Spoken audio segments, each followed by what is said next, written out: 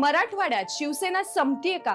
2 महिन्यापूर्वी झालेल्या महानगरपालिका निवडणुकींच्या निकालानंतर एक चर्चा राजकीय वर्तुळात सुरू आहे. जी चर्चा म्हणजे मराठवाड्यातील शहरी भागातून शिवसेना संपत चाललीये का? हा प्रश्न सध्या मोठ्या प्रमाणात चर्चेत आहे. जाणून घेऊया वास्तव काय. नमस्कार, मी प्रियांका पालकर आणि तुम्ही सगळे पाहत आहात द फ्रीडम पलक.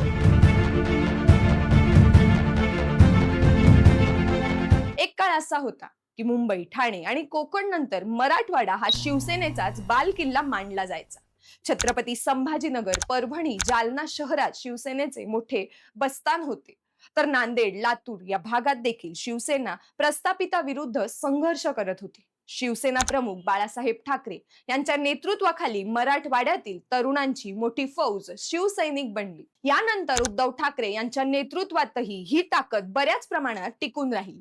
मराठवाड्यातील शहरी भागात विशेषतः छत्रपती संभाजीनगर व परभणीमध्ये शिवसेनेचे दमदार कामगिरी सुरूच ठेवली. मात्र परिस्थिती अचानक बदलली. ती एकनाथ शिंदे यांच्या बंडानंतर 40 आमदारांसह त्यांनी वेगळा गट तयार केला आणि मुख्यमंत्रीही पद मिळवले.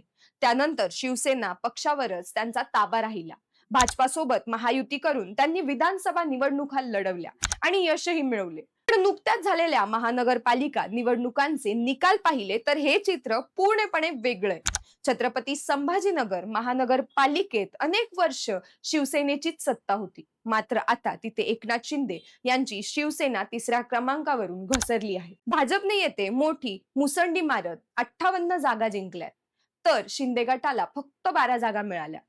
उद्धव ठाकरे गटाला केवळ 6 जागांवरच समाधान मानावे लागले. जालना, नांदेड, लातूर आणि परभणी या महानगरपालिकांमध्येही शिंदे गटाला दारुण प्रभावाला सामोरे जायला लागले.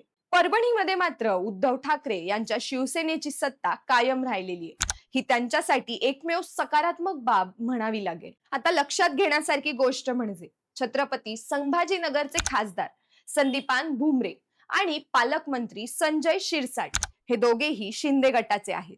तरीही छत्रपती संभाजीनगरमध्ये 115 पैकी फक्त 12 जागा मिळणे म्हणजे मोठे अपयश मानले जात आहे. जालना येथे शिंदे गटाचे नेते अर्जुन खोतकर हे आमदार असूनही 65 पैकी केवळ 12 जागा मिळाल्यात. नांदेडमध्ये बालाजी कल्याणकर आणि आनंद तिडके हे आमदार असूनही 81 पैकी फक्त 4 जागा मिळाल्या. लातूरमध्ये तर शिंदे गटाला एकही जागा मिळालेली नाहीये, 70 पैकी 0. यावरून स्पष्ट होते की महानगरपालिका क्षेत्रात मराठवाड्यातील मतदारांनी शिंदे यांना शिवसेनेला साथ दिलेली नाहीये. याचा अर्थ असाही घेतला जात आहे की भाजपासोबत राहिल्यावरच शिंदे गटाला यश मिळू शकतं. स्वतंत्रपणे लढवून विजय मिळवण्याची ताकद सध्या तरी शिंदेच्या शिवसेनेत दिसत नाहीये. दुसरीकडे उद्धव ठाकरे गटाची परिस्थिती फार मजबूत नाही. परभणी वगळता त्यांच्या ताब्यात एकही महानगरपालिका राहिलेली नाहीये. एकूण चित्र पाहिले तर एकेकाळी मराठवाड्यात सर्वात ताकदवान असलेली शिवसेना आता 2 गटांमध्ये विभागली गेली आणि याचाच फायदा आता भाजपाला होताना दिसतोय. नांदेडमध्ये माजी मुख्यमंत्री अशोक चव्हाण आणि जालन्यात कैलास गोरंट्याल यांनी भाजपामध्ये प्रवेश केल्यामुळे काँग्रेसची ताकदही कमी झाली आणि आता त्या जागांवरती भाजपाने आपली पकड मजबूत केली. लातूरमध्ये काँग्रेसची सत्ता तर परभणीमध्ये उद्धव ठाकरे गट आणि काँग्रेस आघाडी सत्तेवर आहे. म्हणजेच महाविकास आघाडीला मर्यादित व समाधानकारक यश मिळाले असे म्हणावे लागेल. आता अंतिम प्रश्न, मराठवाड्यातून शिवसेना संपत चाललीये का?